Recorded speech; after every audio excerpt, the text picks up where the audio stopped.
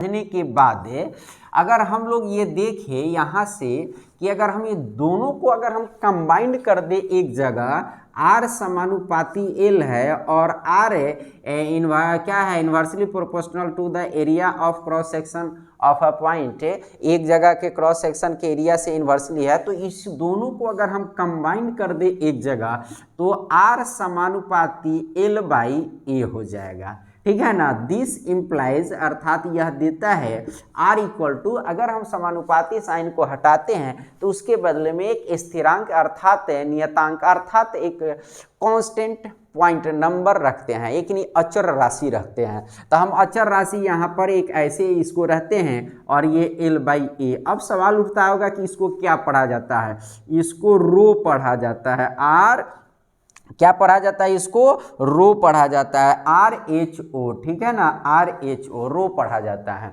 तो यह रो क्या है, एक प्रकार का स्थिरांक है।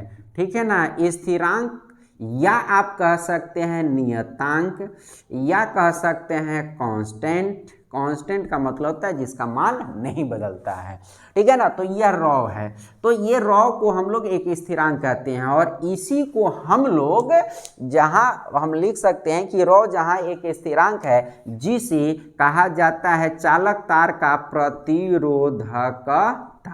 प्रतिरोधकता, ठीक है ना, तो यह प्रतिरोधकता है। ठीक है ना, तो इसी को हम लोग कहते हैं प्रतिरोधकता। अब यहाँ से अगर हम लोग लेने की कोशिश करें, अगर हम लोग यहाँ पर, तो क्या हो जाएगा, RA बटा L बराबर इधर रॉ बच जाएगा। अगर हम इसको A ऊपर मल्टीप्लाई हो जाएगा, L इधर आकर डिवाइड हो जाएगा, RA बटा L बराबर रॉ हो जाएगा। अब यहाँ से हम लोग R का मतलब है क्या है, प्रतिरोध है। तो प्रतिरोध का मात्रक क्या होता है, ओम, और A का मतलब एरिया है। एरिया का ऐसा ही मात्रक क्या होता है, मीटर स्क्वायर, और L लंबाई है, लंबाई का मात्रक क्या होता है, M। तो इससे ये कट जाएगा तो ये बच जाएगा QM बराबर रॉ का SI मात्रक। ठीक है ना, तो ये प्रतिरोधकता का SI मात्रक किसी भी कॉम्पिटिटिव एग्जाम में अथवा मैट्रिक इंटर में पूछा जाए तो आप ध्यान रखेंगे ओम मीटर होता है।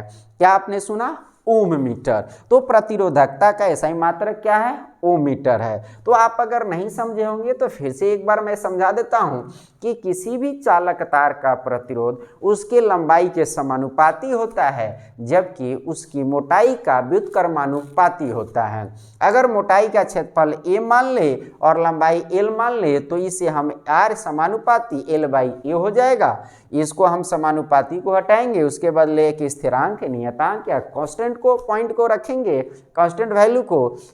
इसी को हम लोग प्रतिरोधकता कहते हैं। और प्रतिरोधकता का मान अगर हम लोग निकाल लें तो इस फॉर्मूला से रो बराबर RA बटा L हो जाएगा और इस रो से हम रो का R का प्रतिरोध का मात्रक ओम होता है और A यानी क्षेत्रफल का मात्रक मीटर स्क्वायर होता है और लंबाई का मात्रक मीटर होता है। इसे मीटर कट जाएगा तो 1 मीटर बच जाएगा यहाँ ओम, तो ओम मीटर। तो रो का SI मात्रक क्या हो जाएगा, ओम मीटर।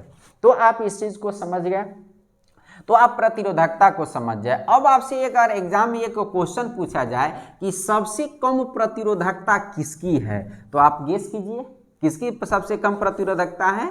आपके एग्जाम के लिए अति महत्वपूर्ण है, पता कीजिए। उसी की होगी जो सर्वश्रेष्ठ सुचालक होगा। एंड यू नो द क्या है, सबसे बेस्ट कंडक्टर जो है वो आपका कौन है, चांदी, सिल्वर। तो सिल्वर जो है, चांदी की जो प्रतिरोधकता है वो सबसे कम होती है। तो आप याद रखेंगे कि सबसे, ठीक है ना, सबसे कम प्रतिरोधकता, ठीक है ना, वो किसकी है, चांदी की है। सबसे कम प्रतिरोधकता किसकी है, चांदी की है।